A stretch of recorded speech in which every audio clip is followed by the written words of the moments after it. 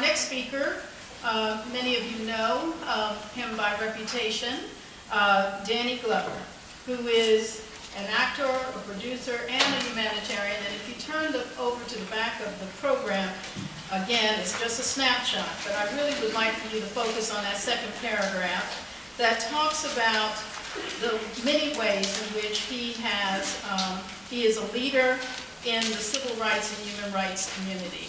Mr. Glover.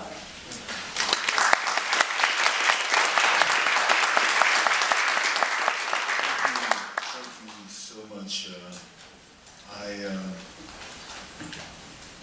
was really moved to see so many young law students as I walked into this building. And as I walked in, I really walked into this room, but as I walked into the building with Dr. Smokes, we were on one floor, and he pointed out that this floor had all the graduates of Howard Law School from Plessy versus Ferguson, 1896, to Brown versus the Board of Education, 1954. And I couldn't imagine what it felt like for you as young law students to walk through that history, to be a part of that extraordinary history that this law school represents. And, you know, to know that Charles Hamilton Houston walked these floors, and so many other unnamed, often who toiled and worked in the service of humanity in other places, but none recognized, that walked these floors. I was moved as I came down the steps to the venue here by the words of George Washington Carver. No individual has any right to come into the world and go out of it without leaving behind him distinct and legitimate reasons for having passed through. What an amazing mandate and sense of purpose. There are many lawyers, there are lawyers here. Gloria, thank you for bringing our attention to the history of this case right here, to the understanding that the specific and unique role and place that Cuba represents in the world, and it does represent a specific role and unique role. And the heroic efforts of these 5 men, their efforts have been replicated over and over throughout Cuban history, particularly since the Cuban Revolution, but beyond that, beyond the Cuban Revolution, from the war against Spain, Jose Marti in 1898. All this represents this long history of the sense of sovereignty and the sense of independence that represents Cuba. And it continues to fight relentlessly for its own sovereignty and its independence.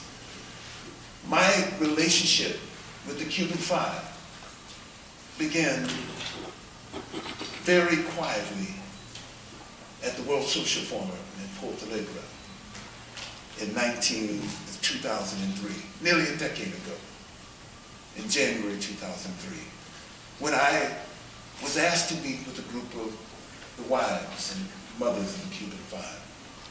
And at that particular point, I told them, as I listened to the story, I had some information about the case, but as I listened to the story, I made a commitment there that I would do everything in my power, in every way in which I could, in order to be of service to the freedom of the Cuban Five.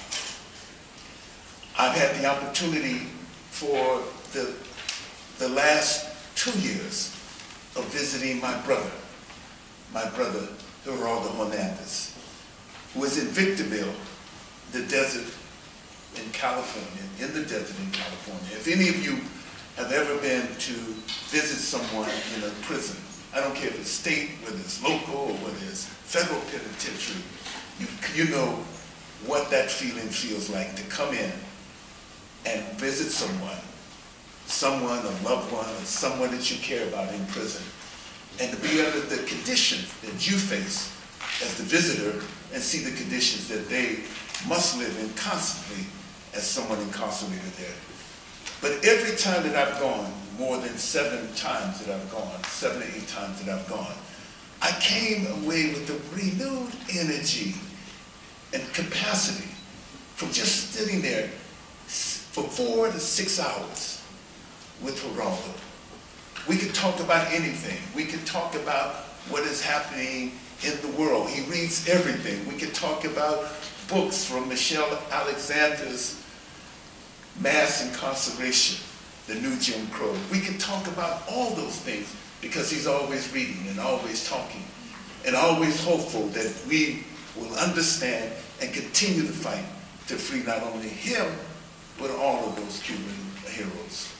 So it's important for us at this particular moment to take this moment right at the end of a presidential election that sounded sometimes ridiculous, debates that sounded ridiculous, some debates that didn't even talk about the real issues that we all face here as working people, as progressive people.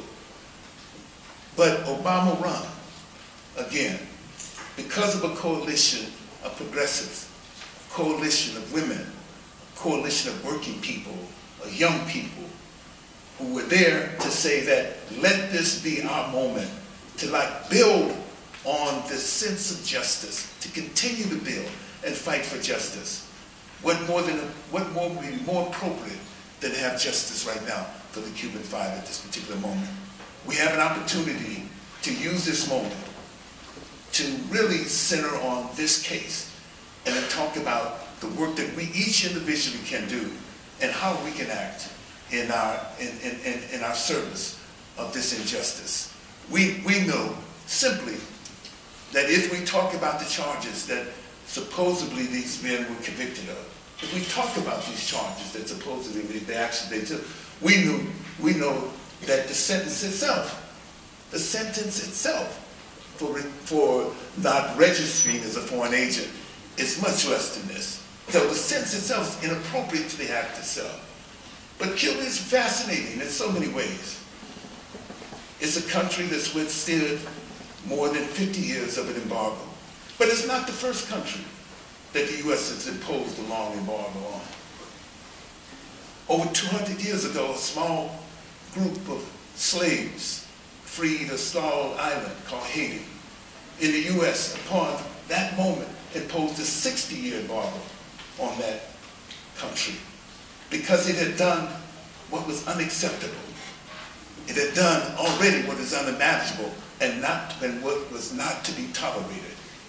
And if we look at Cuban history from that vantage point and look at what is happening not only in other places in the region now, we understand that some injustice, that had been a mainstay in U.S. foreign policy is beginning to find its way and a new relationship beginning to develop among countries. It is important for us not only to understand the history that we live, but also the history that we have to make as we continue now to fight for justice, not only for the Cuban 5, but fight for a just society here where we live. Thank you so much.